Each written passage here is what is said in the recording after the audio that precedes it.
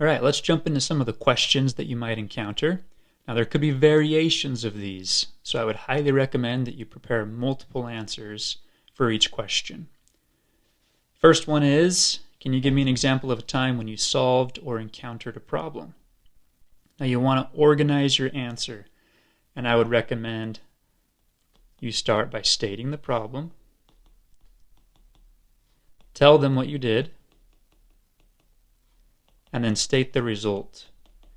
There's different variations of this. There's the STAR method, which is the situation, tell, action, result. I like this. It's simple. It accomplishes that. What you want to make sure you do is that you organize it, because if you don't, you will ramble. And that's going to water down your answer and the message that you're trying to get across. Let's go over some tangible examples here now. First thing we'll do is state the problem or gap.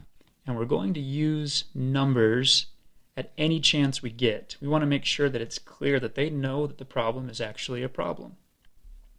So you could talk about training in your department. Everyone complains about not enough people trained, which leads to overtime.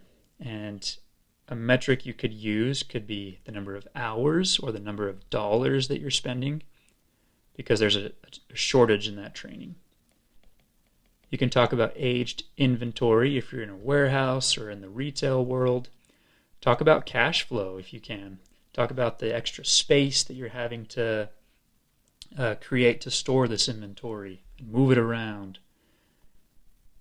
If you haven't had the opportunity to be part of some of these larger projects, maybe you're a student, that's okay.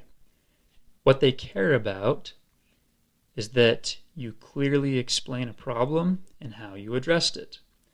So you could talk about your homework.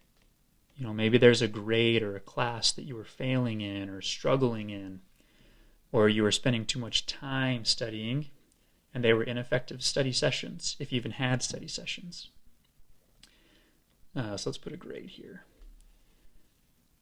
To put yourself through college, maybe you worked at a restaurant or a fast food establishment, and somewhere in that there was a disorganized area there, which was impacting the customers. So you could talk about wait time.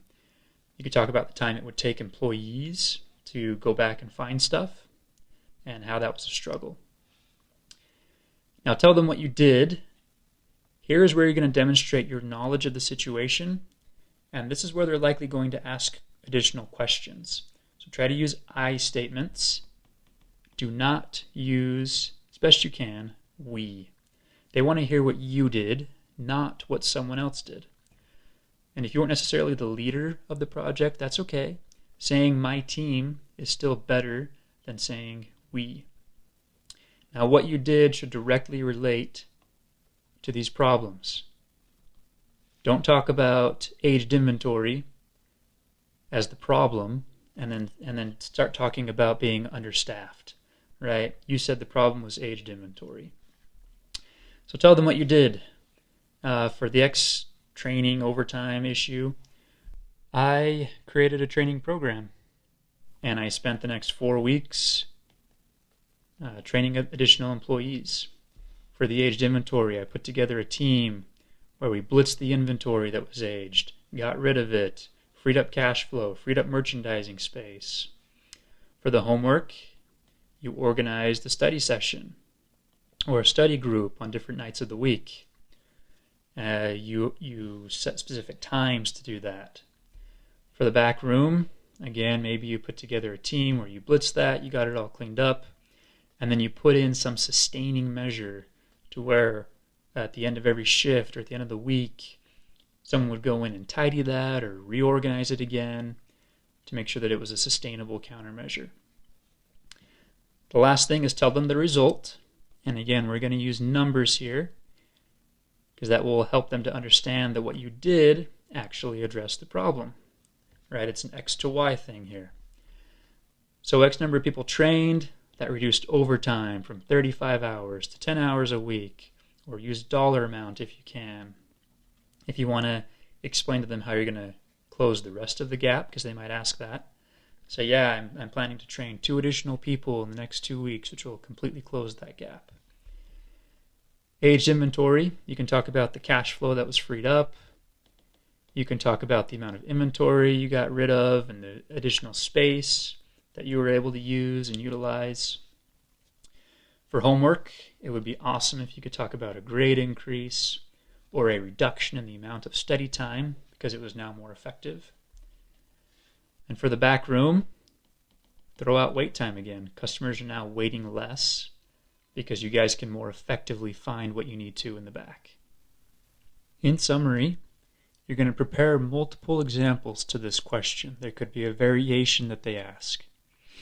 Write down your examples. When you write it down, you're writing it down in your brain.